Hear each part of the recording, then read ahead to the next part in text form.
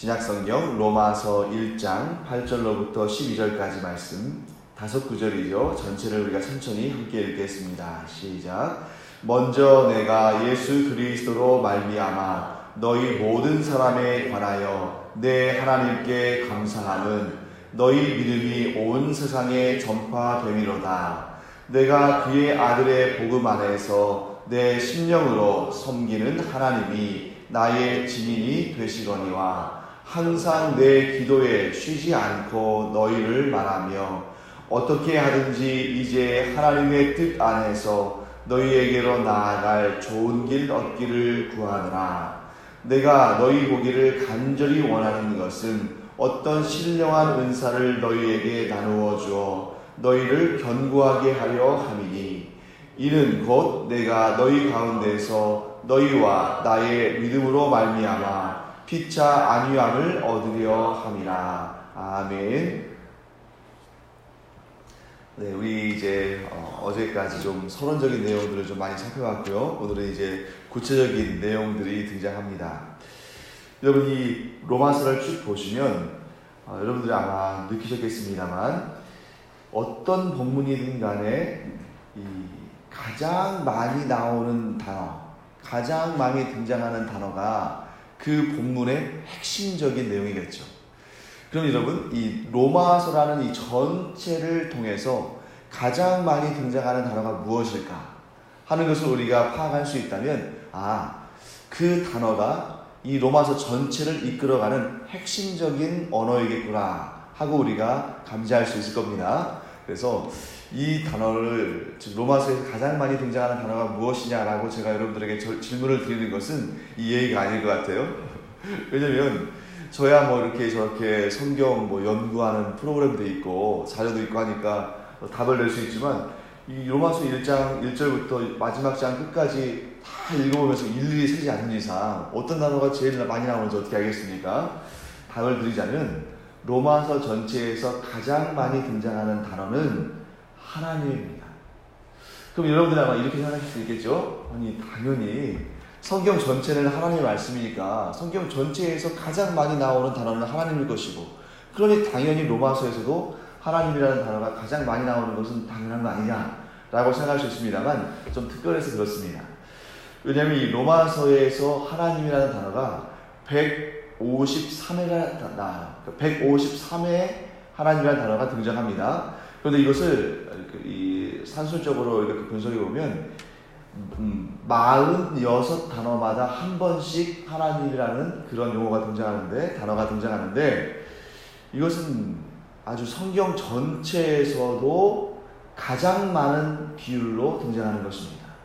그럼 뭘 의미하면 이 로마서가 하나님 중심으로 하나님의 은혜를 고백하며 하나님이 하신 일들을 이렇게 우리에게 소개하고 있다는 것을 알 수 있습니다. 자, 그 다음에 로마서 하면 우리가 딱 떠오르는 말이 뭐냐면 바로 복음이라는 말이거든요. 복음. 그래서 어제도 제가 이제 말씀을 좀 드렸습니다만 마태, 마가, 누가, 요한 이 4명이 쓴 성경에다가 복음자를 붙이죠. 그런데 사실 우리가 복음을 증거하기 위해서 뭐 예를 들면 여러분들이 전도지를 만든다거나 주일학교 우리 그 공과공부 교환을 만든다거나 했을 때는 아마 복음에 대한 정확한 내용을 설명하기 위해서는 여러분들이 마태, 마가, 누가, 요한복음을 찾기보다는 로마서나 갈라디아서나 에베소서나 이런 서신서를 찾는 것이 훨씬 정리하기가 쉽습니다. 왜냐하면 마태, 마가, 누가, 요한 복음이라고 언급되는 이유는 거기서 말하는 복음은 예수 그리스도께서 예수 그리스도의 삶 자체가 복음이기 때문에 그 예수 그리스도의 생애에 대해서 예수님의 사역에 대해서 예수님의 말씀에 대해서 기록해 나왔기 때문에 복음자를 붙였지만 그 복음서에 나와 있는 내용들을 굉장히 성경 전체의 맥락 가운데에서 이 복음이라는 그런 아주 명확한 진술을 해놓은 것이 이 사도 바울의 서신서들이거든요. 그래서 우리가 이제 서신서들을 보면 아주 복음에 대한 명쾌한 답을 얻게 됩니다. 자, 그런데 여러분 여기서 하나님과 복음 무슨 관련이 있는가? 우리 생각해 봐야겠죠. 흔히들 복음하면 예수 그리스도의 사역, 그 중에서도 특별히 십자가의 죽으심과 부활하심에 한정하는 경우들이 많습니다. 그래서 구약은 복음에 관한 책이 아니고 구약은 뭐 역사나 또는 하나님의 기적적인 내용들이나 또는 열방을 향한 심판의 메시지나 또는 오실 메시아에 대한 예언이나 이런 정도로만 생각하고 복음의 핵심은 오직 신약에만 있는 걸로 자칫 오해하는 경우가 있는데 그게 잘못된 것입니다. 왜냐하면 복음을 알면 알수록 복음에 대해서 우리가 이해하면 이해할수록 신구약 전체에 등장하시는 신구약 전체의 주인이신 하나님을 향하게 됩니다.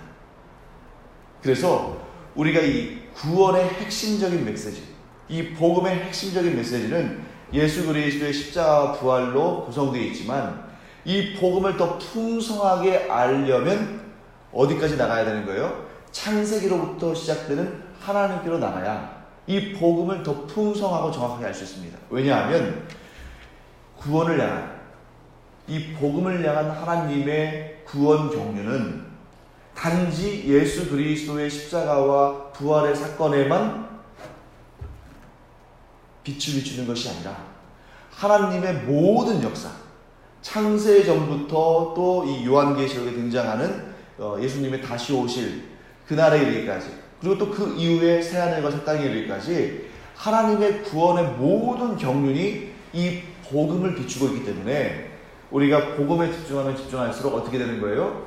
신구약 성경 전체를 보게 되고 그 신구약 성경 전체를 통해서 역사하시는 하나님께 집중하게 되는 겁니다. 그래서 여러분, 복음의 범위는 예수 그리스도의 십자가와 부활의 이 부분에만 이렇게 좁은 공간에만 역사하고 그 좁은 공간에서만 다뤄질 것이 아니라 하나님의 모든 역사 가운데 하나님은 복음을 담아놓으셨다. 이런 관점에서 우리가 복음을 이해하면 구약을 좀 지겨운 책, 또 복음을 제시하는 데 있어서는 별로 도움이 안 되는 책, 또 지루한 책 이런 걸로 여길 것이 아니고 심지어 우리가 정말 어렵게 느껴졌던 그런 부분들까지도 구약의 그런 부분들까지도 그 안에 하나님의 구원의 경륜 또 그리스도의 복음의 소식이 다 담겨있다. 그래서 우리가 복음을 더 깊이 이해하면 이해할수록 성경 전체로 나가게 되고 하나님께 더욱 집중하게 되고 또 구약을 또 열심히 읽고 그 의미를 제대로 발견할수록 그 곳곳에서 그리스도의 복음을 발견하게 된다. 풍성하게 발견하게 된다 하는 것을 우리가 알고 나갔으면 좋겠습니다. 자, 그 다음에 이 사도 바울의 아주 좀 멋진 표현 하나가 등장하는데 그것이 뭐냐면 8절 말씀 보시면 먼저 내가 예수 그리스도로 말미암아 너희 모든 사람에 관하여 내 하나님께 감사함은 너희 믿음이 온 세상에 전파됨이로다.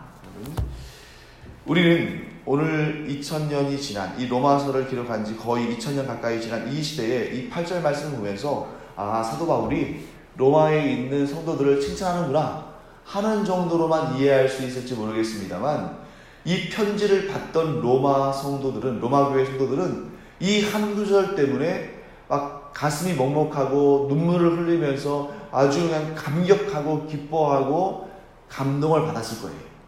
왜냐하면 이 당대의 신앙인들의 삶의 모습을 여러분들이 추측하실 수 있다면 이 말이 얼마나 격려가 되고 은혜가 되는지를 알 수 있습니다. 여러분, 사도 바울이 지금 이 시대를 살아가면서 로마에 있는 성도들이 얼마나 핍박과 환난 가운데에 믿음을 지키고 있는지를 안다는 겁니다. 이 시대도 마찬가지지만 주후 60년대는 정말 기독교에 대한 박해가 심했던 데예요. 그래서 보통 이제 사도 바울과 사도 베드로의 순교의 시기를 대략적으로 주후 60년대 중반쯤으로 여기고 그때의 로마 제국의 황제는 네로였습니다. 네로가 얼마나 잔악하게 그리스도인들을 핍박했는지 우리가 잘 알고 있는 그러한 초대교회의 역사들을 보면 단적으로 이런 경우들이 있죠.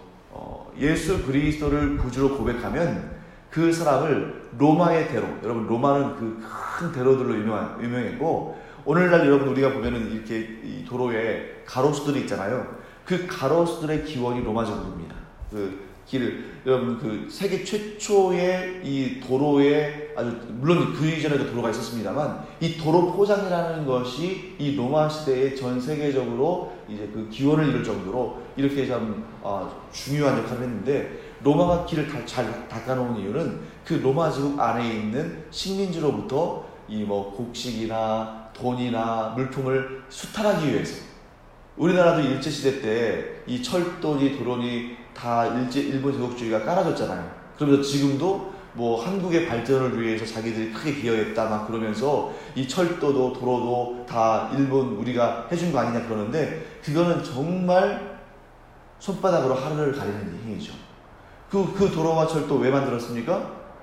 우리나라에서 그 곡물과 물자와 전쟁 물자와 이런 거 다 수탈하려고 그런 거잖아요. 그래서 우리나라의 최초의 철도, 최초의 도로, 전부 우리나라의 그 정말 이 자원들을 다 수탈해가는 그런 역할을 했습니다. 로마도 마찬가지죠. 모든 길은 로마로 통한다. 라는 말이 왜 나왔냐면 사실은 모든 길이 로마를 향하게 만든 것이 아니라 로마로부터 모든 길이 나온 겁니다. 왜 그 도로 포장을 해가지고 그 식민지로부터 그 수많은 곡식들과 물품들을 강탈했거든요. 그리고 그 도로가 얼마나 튼튼한지 지금도 로마 시대의 그 도로들이 그대로 남아있는 경우들이 많아요. 왜냐하면 지금이야 여러분들 아스팔트로 대충 이렇게 만드니까 이게 여름에 녹기도 하고 겨울에 깨지기도 해가지고 수시로 아스팔트를 갈아야 되잖아요. 반면에 로마가 만든 도로는 심지어 어떤 것은 그 돌이 1m 가까이 두께를 가지고 깔려있기 때문에 몇백 년, 몇천 년을 써도 거의 마모되는 일이 없을 정도입니다.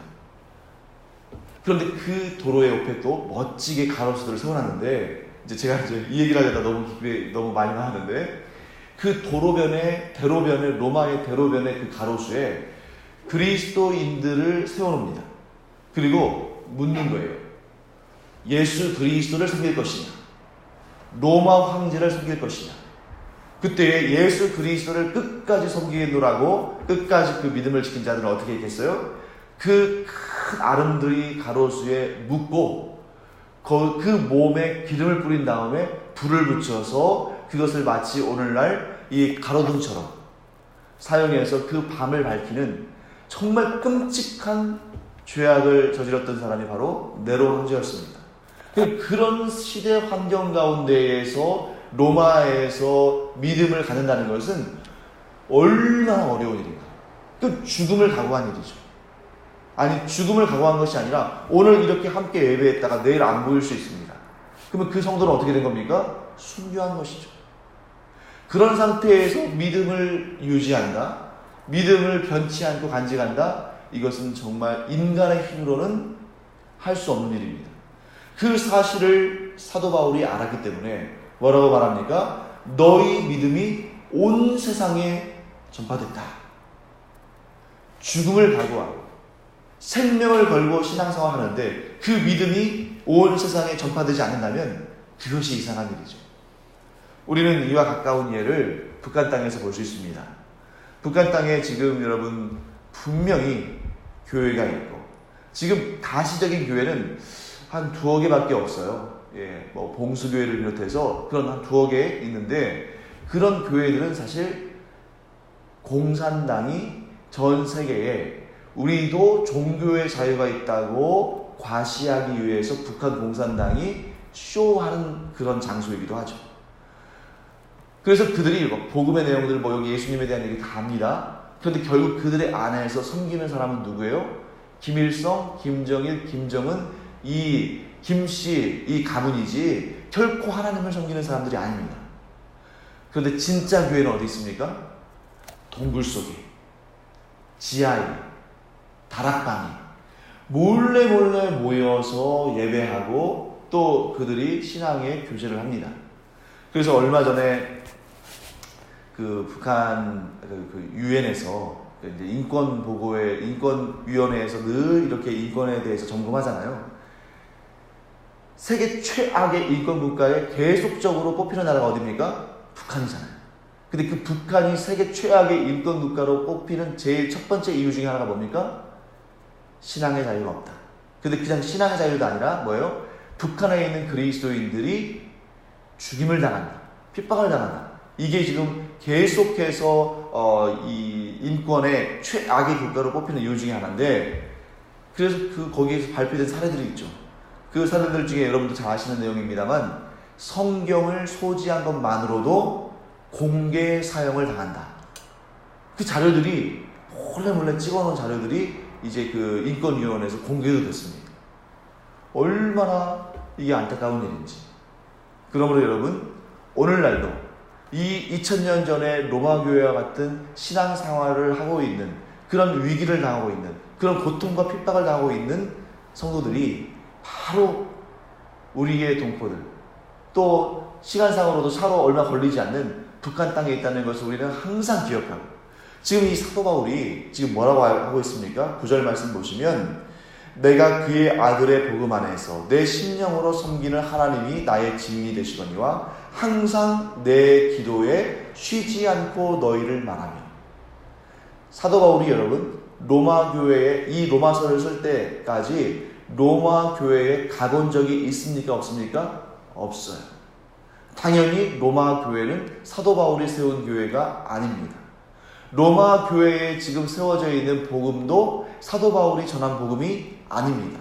그럼에도 불구하고 자신이 세운 교회도 아니고 자신이 찾아가 본 적도 없고 얼굴도 모르고 이름도 모르는 사람들이 대부분인데, 그 로마 교회를 위해서 사도 바울이 늘 기도하며 그들을 잊지 않고 하나님께 아뢰는 이유는 무엇입니까? 그들이 환난과 핍박 가운데서도 믿음을 버리지 않고 신앙생활하고 있기 때문입니다. 그러므로 여러분과 제가 항상 기도하는 시간에 우리 이렇게 기도하기를 원합니다. 북녘 땅에 있는 우리 믿음의 동포들이 하나님의 은혜 가운데 그 생명이 보존되고 그 믿음을 지키며 우리 주 예수 그리스도 오시는 날에 영광의 면류관을 받도록 우리가 기도하기를 원합니다. 또한 어제 오늘 내일 지금 이렇게 남과 북 정상 간에 회담하고 있잖아요. 이 회담이 당장에 결론 지어질 수는 없을지 모르지만 하나님의 은혜 가운데 좋은 결실을 맺었어요.